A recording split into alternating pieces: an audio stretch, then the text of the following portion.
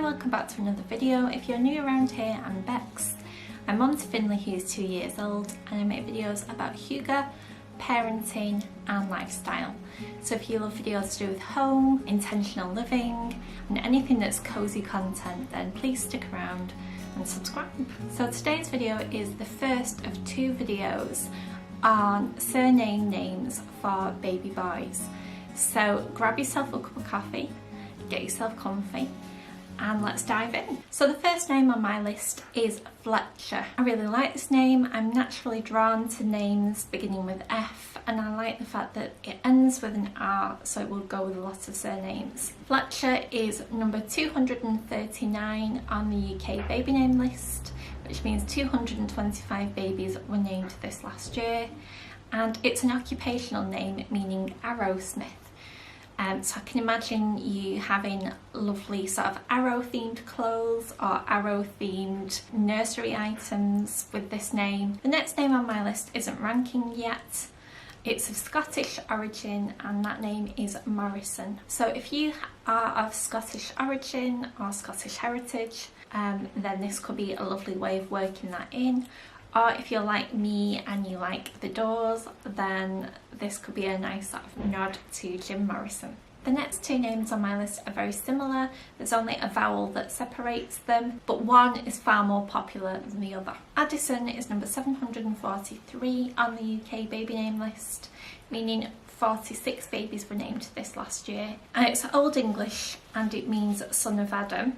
And then Edison is number 1210 on the list, meaning 22 babies were named this last year. And that's Old English for son of Edward. Like both of these names, I think it's quite interesting how 2 very, very similar names can have quite different rankings. So if you like Addison but you're a bit more concerned about it springing into popularity, then maybe go for Edison. The next boy's name on my list is Sullivan. I really love the sound of this name. I think it just rolls really nicely. It's number 498 on the list, which does mean that it is starting to rise in popularity. 80 babies were named this last year, and it's of Old Gaelic origin, meaning one-eyed. If you like the name Sullivan but you feel that it's maybe slightly too popular for you, then how about the name Sterling? I think it's a beautiful name. I think it has a beautiful hidden nature association with it. The name Sterling originates from the word starling, which is a type of bird.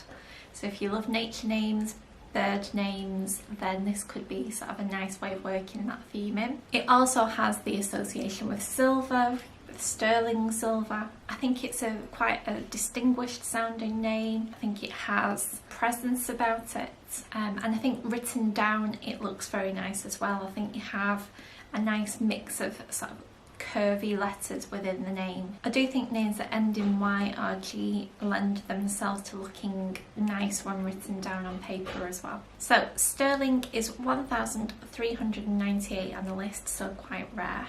18 babies were named this last year, and I think it's a lovely choice for a surname type of name. The next name on my list I think is a great alternative to Max, and is obviously a surname name, which makes it slightly more unusual, and that name is Baxter. Baxter is 1097 on the UK baby name list, which means 26 babies were named this last year. It's an occupational name as well as being a surname name.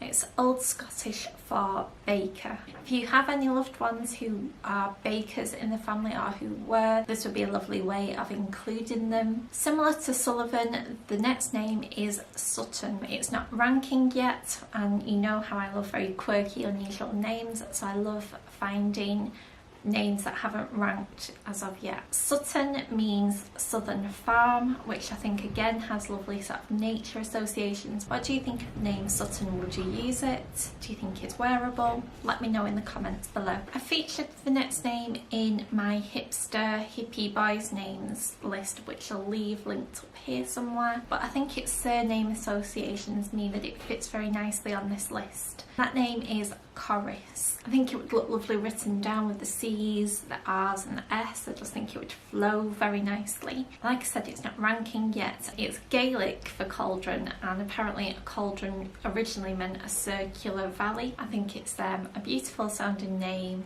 and I think it's a beautiful association. The next name on my list is Tate. It's number 377, so compared to some of the other names on my list, it is rising in popularity.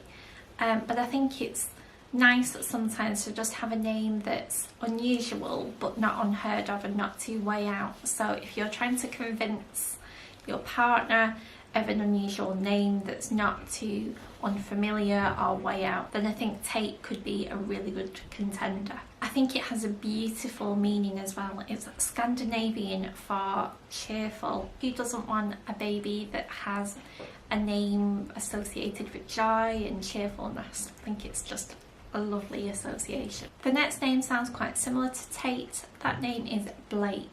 Blake is the most popular name on this list. It ranks at number 84 on the UK baby name list, which means that 799 babies were named this last year. The name meaning is quite contradictory with this name. Some baby name sites will have it as a fair one, and some baby name sites have it as dark one. So I suppose in that respect it's quite open in terms of if you have a blonde haired or a dark haired baby, then it could suit them perfectly. I absolutely love the sound of this next name. I think it, again, it's one that would look beautiful written down. It's Ripley. I just love the way it sounds when you say it. Ripley isn't ranking yet. I think it sounds quite literary.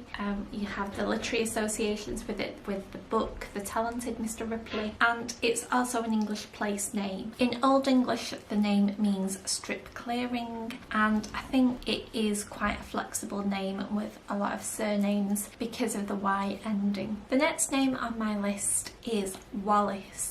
I think this is quite an interesting name. It's Anglo-French in origin, but the word Wallace was originally an Anglo-French term for a Welsh speaker. Quite a lot of associations going on there with England, France and Wales. It isn't ranking yet, but I do think it's one to watch. I think this could rise in popularity quite quickly. The reason for that is with Meghan Markle coming into the royal family, who is American.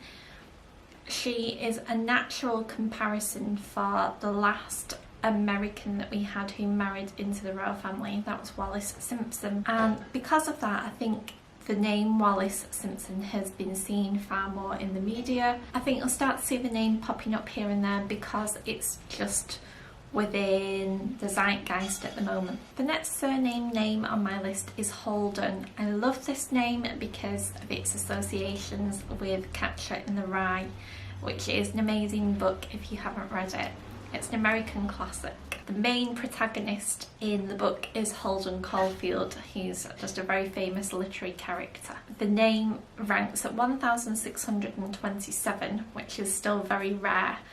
And I think if you like this name, I would use it fast because I do think, again, it's one that will be set to rise. I think it's unusual but not unheard of.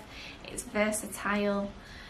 There's a lot going for this name. The name is of English origin and it means hollow valley, so again has those nature associations with it. I don't think you can go far wrong with this name. The last name on my list is one of my personal favourites. I have featured it in a video before, which I think was my collaboration video with SJ Strum, which I'll leave linked up here somewhere for you. The name is Foxley. My son's middle name is Fox, so it's why it's a personal favourite of mine. If you love the name Fox but you can't convince your partner to use it, or you maybe love it but can't imagine using it in real life, then Foxley is a great way of using the name in a more wearable form. It's number 3,449 on the list, so extremely rare. Far more rare than Fox is, which I think is around number 500. Still rare enough to use and be unusual. It's an English place name. I think that it's in Norfolk, and it has nature associations because it means foxes clearing, which I think is gorgeous. I hope this video has given you some inspiration for baby names. I know I found it quite difficult coming up with names for a boy, so don't forget to subscribe so you know when the second part of this video is coming up, and I'll see you next time. Bye!